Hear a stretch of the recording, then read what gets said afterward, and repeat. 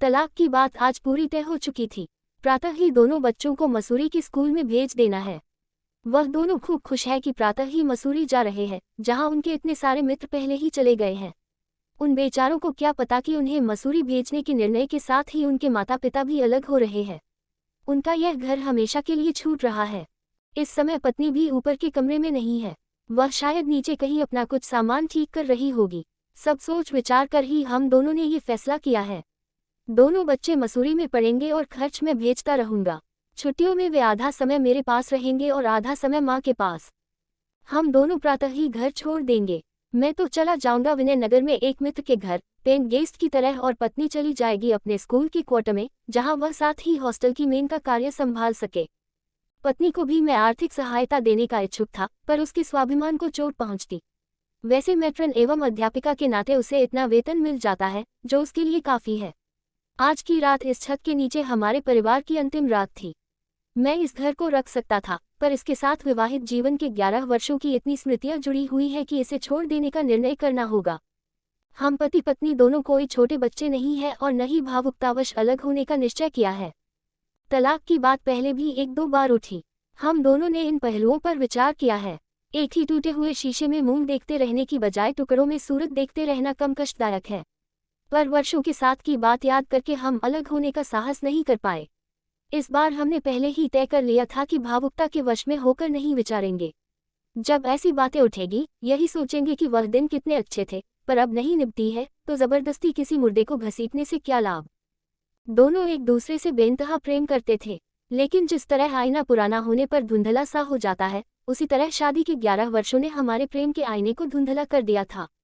पहले कभी 2-4 महीने में आपस में झगड़ा हो जाता था तो एक दूसरे से रूठ कर दोनों ही खाना छोड़ देते थे, लेकिन कभी हमारे झगड़ों से रात खराब नहीं होती थी।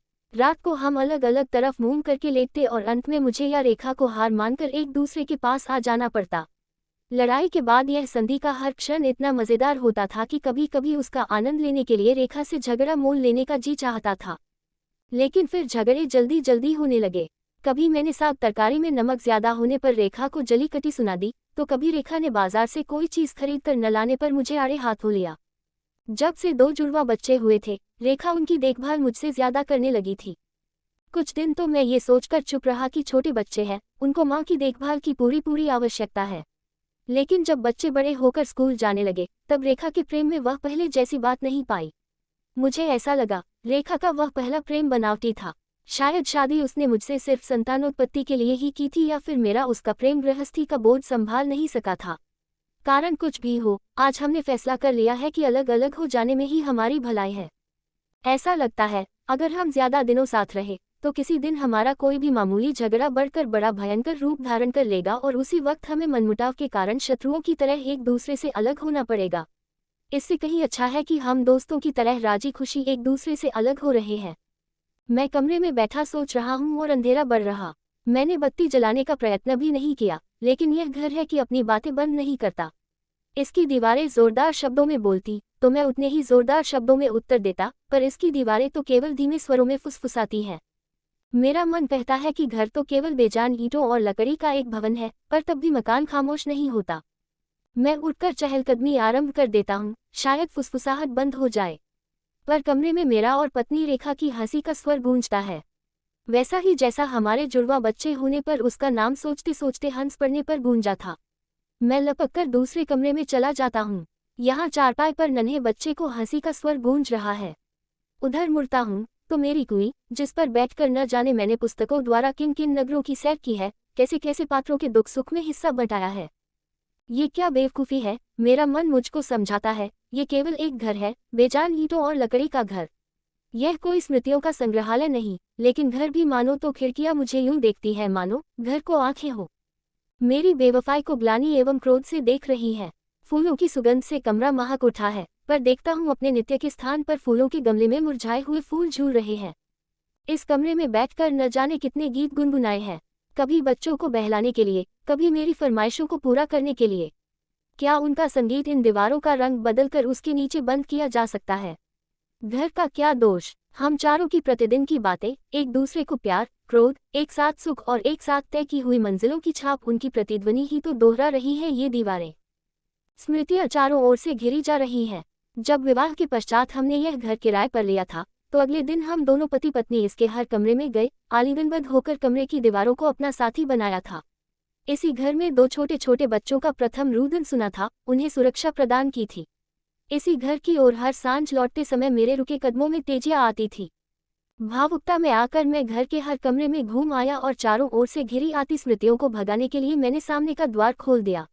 मन में यही बात थी कि रात्रि की नीरवता इन दीवारों की प्रतिध्वनियों को भी शांत कर देगी, पर मैं इसमें असफल रहा, क्योंकि द्वार पर पहुंचते ही रेखा ने साफ सुथरे द्वार पर एक ऐसी रेखा खींच दी थी और शरारत भरी नजरों से कहा था, इस घर में आज से रेखा का राज है। ये दरवाजे से पता लग जाना चाहिए। और हर बार रंग करवाने के पश्चात रेखा उस रेखा को भी ताज़ा कर देती थी। मैं बाहर निकल आया, लेकिन सामने ही कमबख्त वह झाड़ी थी, जिसकी ओट में बैठकर हम चांदनी रातों में चांद निकलने की प्रतीक्षा में घास पर बैठे रहते थे। मैं आगे बढ़ गया। उधर शायद ऐसी कोई स्मृति न हो, पर एक ठंडी हवा के झोंके ने फौरन याद दिला दिया कि पहले पहल जब हम दोनों उघर गए थे और ठंडा झोंका आया, तो रेखा मुझसे लिपट गई थी, ये कहकर कि मैं तो कोट पहनकर भी नहीं आई, इतनी ठंड होगी इधर, ये पता न था। मैंने हंसकर कहा था, अगर कोट होता तो मेरे साथ कौन लिपटता। और वह लजाकर और भी सिमटकर पास आ गई थी। मैं अंधेरे में आगे बढ़ गया, हरी घास पर होता हुआ पत्थरों की ओर, जहां इतना अंधेरा था कि कुछ नजर नहीं आ रहा था। ऊपर तारों की झिलमिलाहट आंख में चीनी का खेल खेल रही थी। मैं चुपचाप खड़ा हो गया और तब मैंने उसे देखा। वह वहां अपने प्रिय पत्थर पर बैठी हुई थी, चुपचाप, शांत। उसने आने की आहट भी नहीं सुनी थी। मुझे संदेह हुआ कि शायद वह अंधेरे का ही खेल है या मुझे कोई बैठा हुआ लग रहा है। पर इतने में बादल कुछ छूट गए, पर पूरे नहीं। उनमें से छन कर आते प्रकाश में उसका शरीर कुछ कुछ दिखने लगा। उसके सुनहरे बालों पर चांदनी की लहरें खेलने लगी। मैं तो समझा था वह अंदर अपना सामान ठीक कर रही होगी, पर याद आया कि सब कमरों में तो मैं घूम आया था, पर वह वहां कहीं न थी। मैं कुछ बोला नहीं और न ही लौट पाया। मैं धरी से आगे बढ़ गया और उसके पास बैठते हुए अपना हाथ उसके हाथों में दे दिया। क्या इन दीवारों की प्रतिध्वनियों ने मुझे इस ओर भेजा था? हम दोनों चुप बैठे रहे और मैं सोचता रहा कि वह कौन सी शक्ति थी जिसने हम दोनों को सुनसान नीरव रात्रि में यहाँ एक स्थान पर भेज दिया। उसने बताया, मुझे रुलाए आ रही थी, मेरा गला घुटा जा रहा था और मैं सोच रही थी कि प्रातः हम अलग हो जाएंगे, अपनी अपनी राहों पर चल देंगे, फिर जीवन में कभी मिलन हो या नहीं, अगर न मिले तो मैं ये तुम्हें कब कह पाऊंगी कि मैं तुम्हें बहुत प्यार करती थी। चुप रहो, मैंने उसके बालों पर हाथ फेरते हुए कहा। अब उसकी आवश्यकता नहीं रहेगी। नहीं रहेगी, सच कहते हो तुम, कहकर वह मेरे पास आ गई, पर तभी उसे कुछ याद आया। बोली, कितनी ठंड है बाहर और तुमने कोट भी नहीं पहना। मैं बोला, अगर कोट पहनता तो तुम्हारे इतने पास न आता और हम दोनों ठठाकर हंस पड़े। इतने में दोनों उठे और हाथ में हाथ थामे दौड़ पड़े घर की ओर। सबसे पहले उन सब कागजों को फाड़ने, जिन पर हस्ताक्षर करवाने के लिए सुबह ही हम दोनों के वकीलों को आना था।